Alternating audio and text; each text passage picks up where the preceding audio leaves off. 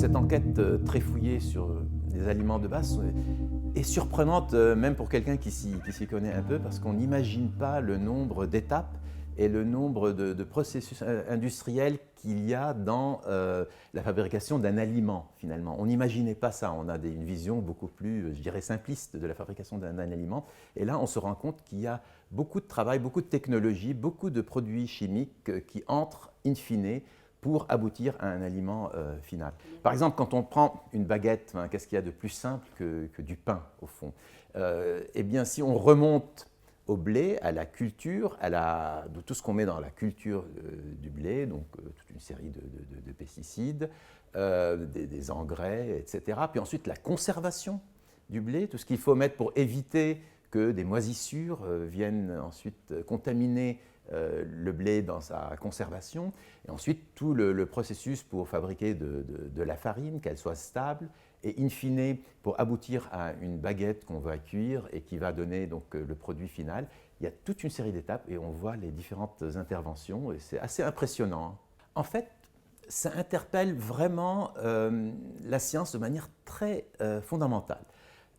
Jusqu'à présent, donc, dans la science qu'on appelle la toxicologie, donc l'étude des effets des toxiques sur nos organismes, on sait assez bien travailler sur un produit chimique, sur une cible, ça peut être un organisme, un animal ou un être humain ou une plante, etc. Donc on sait assez bien faire ça et on l'a fait pour un certain nombre de composés chimiques.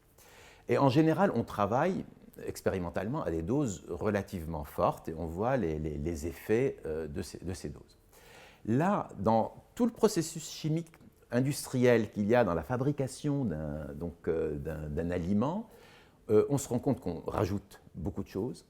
Évidemment, tous ces produits chimiques ne restent pas à la même dose à la fin, ils sont dégradés. Mais dans le produit final, il reste ce qu'on appelle des résidus de ces produits chimiques, donc des quantités très faibles, mais de beaucoup de produits chimiques.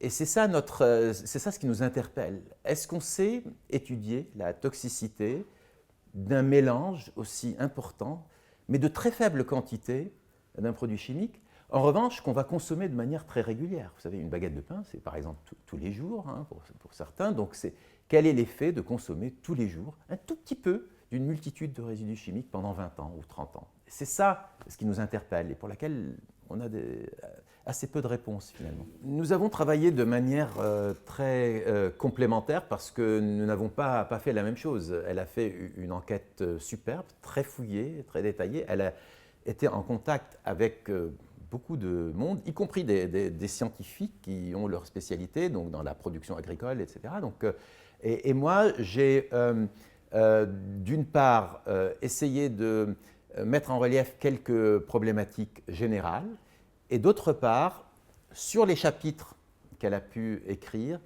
j'ai pu faire des commentaires plus ponctuels, en essayant à chaque fois de choisir les commentaires qui peuvent, je dirais, illustrer une notion un tout petit peu plus générale. Donc, si on parle, je ne sais pas moi, des fongicides hein, qu'on utilise, bon, on a essayé de dire en quoi la toxicité des fongicides, qu'est-ce qu'on sait sur évidemment les fongicides, est-ce que quand on mélange différents fongicides, ça donne des effets plus importants que quand c'est un par un, etc. Donc, on a à la fois elle-même a fait son enquête, moi j'ai eu un regard sur certains aspects et j'ai essayé ensuite de faire quelques commentaires un tout petit peu plus généraux parce qu'ils ont une importance plus globale pour le sujet.